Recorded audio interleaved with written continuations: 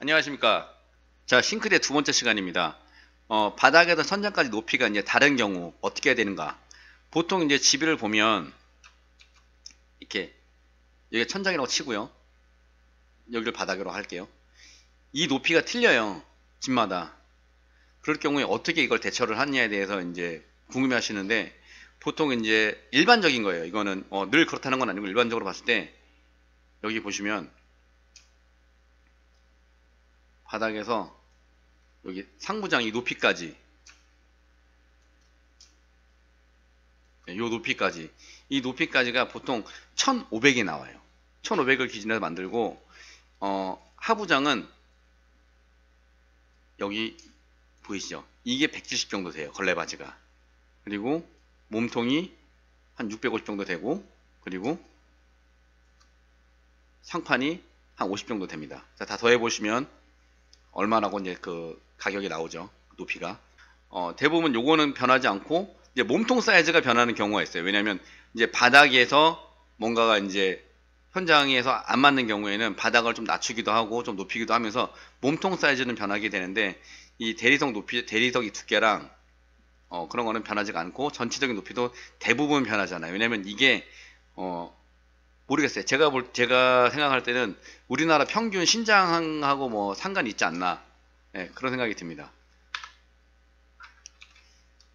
그리고 상부장은 여기까지가 이제 몸통 사이즈라고 하는데 이 몸통 사이즈가 800으로 하는 경우도 있고 뭐 780으로 하는 경우도 있고 700 뭐 그리고 이제 좀 작다 그러면 650으로 하는 경우가 있는데 요럴 경우는 이제 현장마다 다 틀려요. 왜냐면 이게 천장 높이가 틀리기 때문에 이제 상부장에다 맞춰 나가는 거예요. 여기 보시면 이 부분 있죠. 이 부분을 몰딩이라 그러거든요. 이 몰딩을 나머지를 채우는 거예요. 그래서 몰딩은 기본적으로는 60을 잡아주고요. 더 크게도 잡아줘요. 근데 60 이하로는 잘 안 잡아요. 왜냐하면 60 정도가 돼야지만 여기가 이제 벽이 천장이 이렇게 울퉁불퉁 할 거 아니에요. 그거를 모양을 최대한 맞춰서 빈틈없이 하기 위해서 60 정도를 해놔야 이제 작업자가 요거를 요대로 이렇게 그 천장 모양대로 따기가 좋아요. 그 이하가 되면 손 다칠 위험도 있고 잡기도 불편하기 때문에 잘 작업을 안 하려고 하기 때문에 저희는 항상 60 이상으로 하시는 게 대부분이고 이제 뭐 100 하시는 분도 있어요. 왜냐면 천장 그 상황이 그렇게 안 나오는 거예요. 왜냐면 1500 떼고 계산을 해보면 안 나올 경우에는 이제 100을 하는 경우가 있는데 그런 경우 어떤 경우냐 2400이 넘어가는 경우예요. 나무가 원장이 1200에서 1220, 2440이거든요. 원장이 아예 처음 판이 들어올 때. 근데 이게 만약에 2500이다. 그러면 판을 대도 위에 공간이 남잖아요. 그럴 경우에는 만약에 옆에 이렇게 키 큰 장이 없다. 그럴 경우에는 몰딩을 높여서 맞출 수가 있는데 키 큰 장이 있다. 그러면 이거를 입히라 그러거든요. 옆에 이거 대져 있는 거를. 요거 높이가 최대로 뽑아봐야 2440이잖아요. 그럴 경우에는 잎이를 중간에 아래쪽을 잘라서 이렇게 덧대는 경우도 있어요. 이렇게 서로. 그렇게 해서 2500을 만드는 경우가 있는데 드물어요. 보통이 2380, 뭐 2280, 뭐 이런 식으로 2400 아래로 다 떨어져요. 왜 그러냐면 싱크대뿐만 아니라 일반적인 그 자재 자체가 2400이 넘어가는 게 거의 없어요. 그래서 대부분이 이제 그렇게 해서 만들어지게 되고 키 큰 장이 없으면 어떻게든 천장에 맞추기는 편해요. 근데 키 큰 장이 있으면 그런 걸 좀 고려를 해봐야 됩니다. 또 천장과 높이가 다른 경우에도 어떻게든 맞출 수는 있는데 현장 상황에 따라서 이렇게 살짝 뜨게 하는 경우도 있어요. 근데 그런 경우는 많이 없습니다.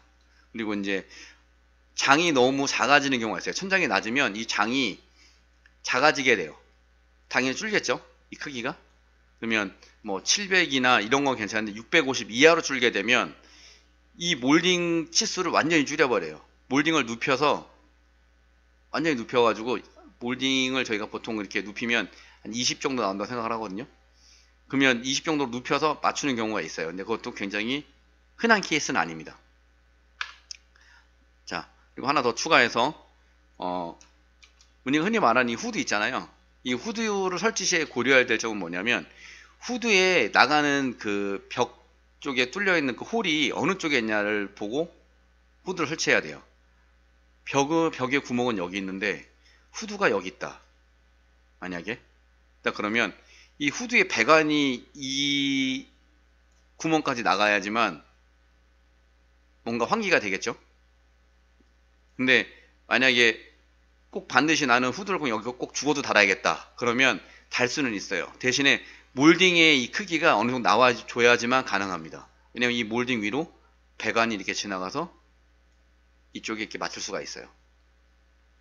근데 이런 경우는 저는 추천하지 않는 게, 여기서 이제 음식을 하면 그 연기들이 올라가잖아요.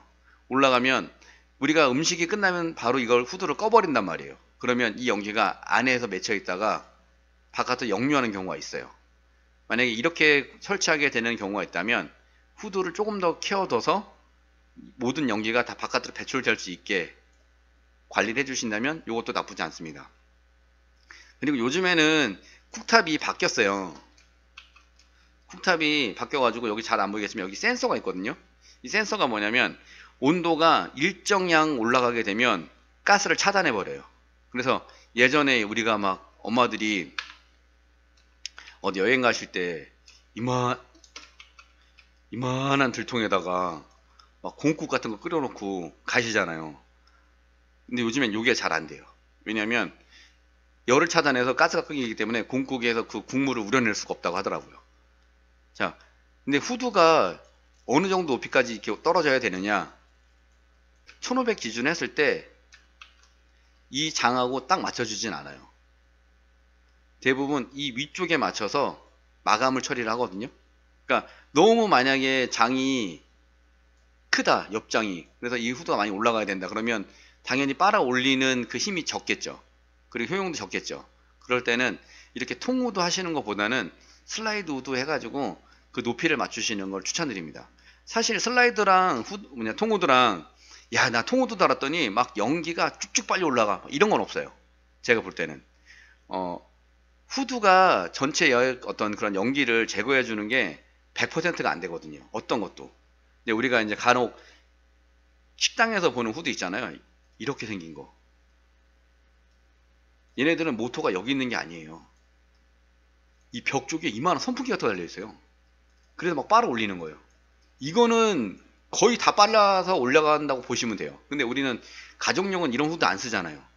보통 가정용은 아까 저번에 설명드렸다시피 이렇게 슬라이드 후드나 통후드나 그리고 이제 조금 뭔가 이제 있어 보이고 싶다 하시는 분들은 침니 후드라 그래서 나중에 사진 보여드릴 거예요. 요렇게 해가지고 요렇게 된 후드 있어요. 이렇게 막 버튼 달려 있고 요런 후드 써주시는 분들도 계신데 침니 후드도 많이 안 쓰잖아요. 그리고 이제 보통 쓰시는 게 이렇게 통후드랑 슬라이드 후드 많이 쓰시는데 그렇게 후드 설치하실 때는 가급적이면 구멍하고 제일 가깝게, 그리고 이 여기하고는 너무 많이 떨어지지 않게, 요거는 업자분들이 알아서 잘 설치를 해 주실 거예요. 근데 내 장이 너무 높은데 굳이 통후드를 막 이렇게 하라고 하면 우기세요. 거꾸로. 아, 나는 슬라이드 후드 하겠다. 왜냐면 이게 너무 높아지면 연기가 잘 안 빨리 올라갈 것 같다. 업자분하고 상의를 하셔가지고 슬라이드 후드 하시는 게 통후드보다는 더 나을 수 있는 방법입니다. 자, 오늘은 후드랑 천장의 높이가 달랐을 때 어떻게 대처를 해야 되는지에 대해서 간단하게 설명을 드렸습니다. 자, 이 영상이 도움이 되었다면 구독과 좋아요, 알림 설정까지 부탁드리겠습니다. 감사합니다. 다음에 만나요. 제발.